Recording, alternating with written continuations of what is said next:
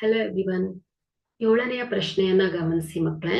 P of -4, -5 ಬಿಂದುವಿನಿಂದ ಎಳೆದ ಲಂಬವು X ಅಕ್ಷವನ್ನ Q ಬಿಂದುವಿನಲ್ಲಿ ಛೇದಿಸುತ್ತದೆ. ಹಾಗಾದರೆ ಕ್ಯೂ ಬಿಂದುವಿನ ನಿರ್ದೇಶಾಂಕಗಳು A 0, -4, B -4, 0, C -5, 0, D 0, -5. So ಇಲ್ಲಿ ಗ್ರಾಫ್ ಅಲ್ಲಿ ಸೊ ಇದು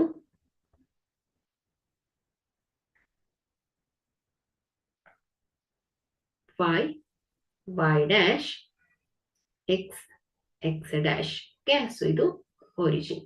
ಸೊ ಇಲ್ಲಿ ಧನಾತ್ಮಕ ಚಿಹ್ನೆಗಳು 1, 2, 3, 4, 5, 6. ಸೊ ಅದೇ ರೀತಿಯಾಗಿ ಇಲ್ಲಿ -1, -2, -3, -4. ಸೊ ಇಲ್ಲೂ ಕೂಡ -1, -2, -3, -4, -5. ಸೊ ಇಲ್ಲಿ 1, 2, 3, 4, 5.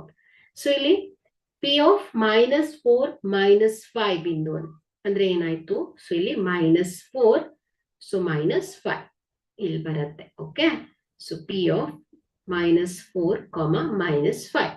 ಸೊ ಈ ಬಿಂದುವಿನಿಂದ ಎಕ್ಸ್ ಅಕ್ಷಕ್ಕೆ ಲಂಬವನ್ನ ಎಳೆದಾಗ, ಸೊ ಇಲ್ಲಿ ಇದೇನ್ ಮಾಡ್ತಾ ಇದ್ದೀನಿ ನಾನು, ಈ ಒಂದು ಬಿಂದುವಿನಿಂದ ಎಕ್ಸ್ ಅಕ್ಷಕ್ಕೆ ಲಂಬವನ್ನ ಎಳೆದಾಗ ಸೊ ಏನಾಗತ್ತೆ ಮಕ್ಕಳೇ, ಈ ಒಂದು ಎಕ್ಸ್ ಅಕ್ಷವನ್ನ ಛೇದಿಸುವ ಬಿಂದು ಏನ್ ಹೇಳಿ? ಕ್ಯೂ. ಸೊ ಕ್ಯೂನ ನಿರ್ದೇಶಾಂಕ ಇಲ್ಲಿ y ನಿರ್ದೇಶಾಂಕ ಏನಾಗಿರುತ್ತೆ ಮಕ್ಕಳೇ? 0 ಆಗಿರತ್ತೆ ಅಲ್ವಾ? ಸೊ ಇಲ್ಲಿ ಎಕ್ಸ್ ಏನ್ ಹೇಳಿ? -4. ಓಕೆ, ಸೊ ಯಾವಾಗ್ಲೂ ನಾವು y ನಿರ್ದೇಶಾಂಕ, ಸೊ ಇಲ್ಲಿ ನಾವು ಈ ಒಂದು ಪಿ ಬಿಂದು ಅಂದ್ರೆ ಎಕ್ಸ್ ಅಕ್ಷಕ್ಕೆ ನಾವು ಲಂಬವನ್ನ ಎಳೆದಾಗ ಛೇದಿಸುವ ಬಿಂದು ಕ್ಯೂನ y ನಿರ್ದೇಶಾಂಕ ಏನಾಗಿರುತ್ತೆ ಮಕ್ಕಳೇ? ಯಾವಾಗ್ಲೂ ಶೂನ್ಯವಾಗಿರುತ್ತೆ.